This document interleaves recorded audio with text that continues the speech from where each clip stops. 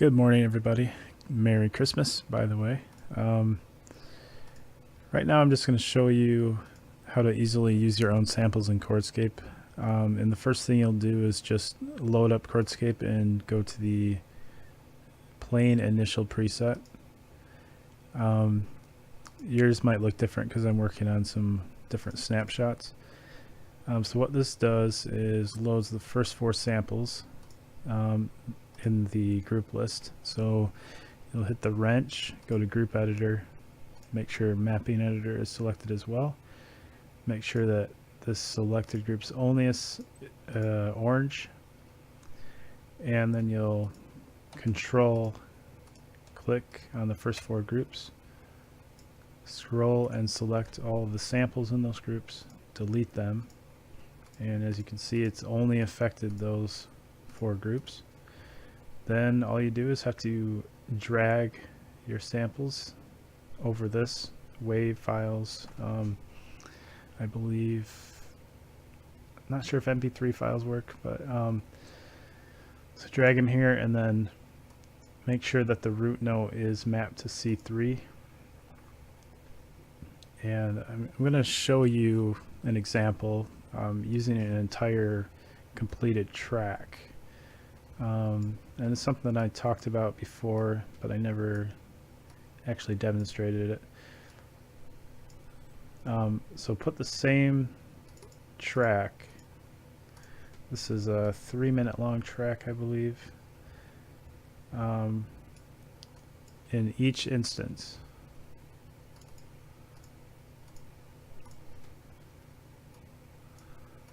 And actually it would be easier, just right click and copy zones, and then paste zones in each of the following ones. It will also map it automatically to the one you copied, so it's all to C3. So then one thing you can do that's really cool, and you can do this with any of the samples in Chordscape as well as the ones you load yourself, but in this in the wrench settings, click the wave editor, and you can edit the start and ending. It doesn't have to be 60 seconds, but there's a possibility that there'll be a little pause every once in a while if it's under 60 seconds, but Chordscape will still play. I'm just going to do 50 seconds. It should work pretty well. And so what you could do is have a complete track, and you can even overlap some of the other sections you're selecting. As you can see, I go to 50 seconds here, and then for this one I am starting before 50 seconds, so there's a little overlap, and that's okay. And then for this one I'll go here to here maybe, and then for the final one I'll just go from here to there. Yeah, let's try this. Let's try that. Okay. Now what happens is when you press play,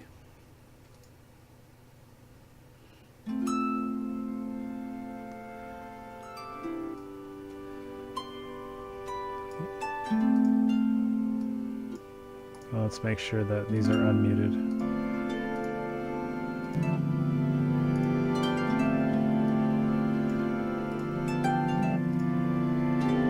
So Chordscape is randomly playing within the window you selected from between the start and ending.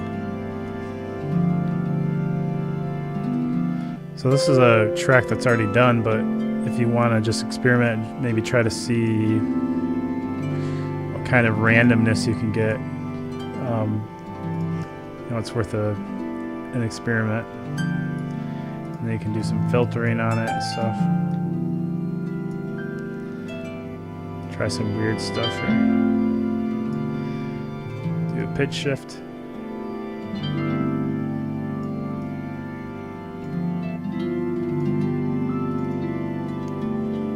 Sorry. Pitch shift. Here we go.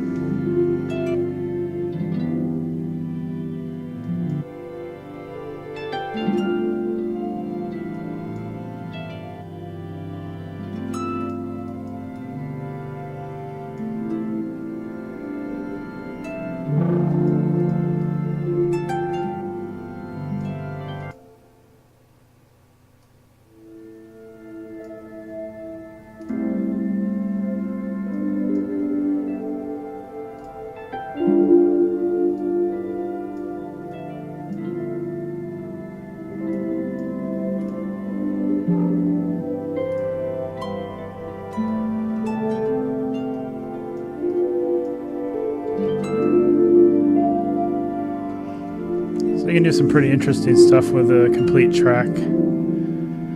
And as I said earlier, you can do this with any sample. You can go in and change the start and end points. And I have one that I did of just the bird samples in Chordscape. There's quite a few bird samples, but I'll load this one that I did. I called it Bird Groove. So what I did was I went in and selected certain bird samples, and then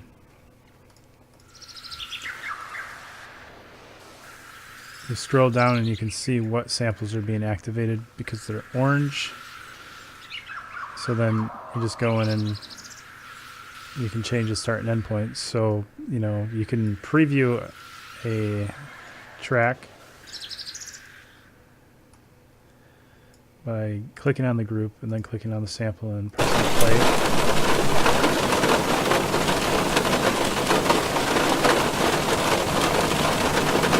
So if there's a particular spot in the sample that you like, you can just narrow it down. And yeah, that goes with the ones you load yourself. So in the first four groups, you know, you could theoretically replace all of these samples by doing what I showed you for the first four groups. But this just makes it easier, and you can keep doing this. It's the most accessible. And what you would do is once you load your own groups into these, you would go and save as, and then make a different a name for it so you don't overwrite the original. And the reason that I save, the other thing about this is when you do the custom start and end points for the samples already in Chordscape, if you just save a snapshot, it won't save those points. So that's why I saved a new instrument for the bird groove. So you have to, for those type of changes, you need to make a new NKI. Yeah, anyway, that's basically it as far as using your own samples and further customization of the samples. But I hope you like it. Merry Christmas again. Have a good one.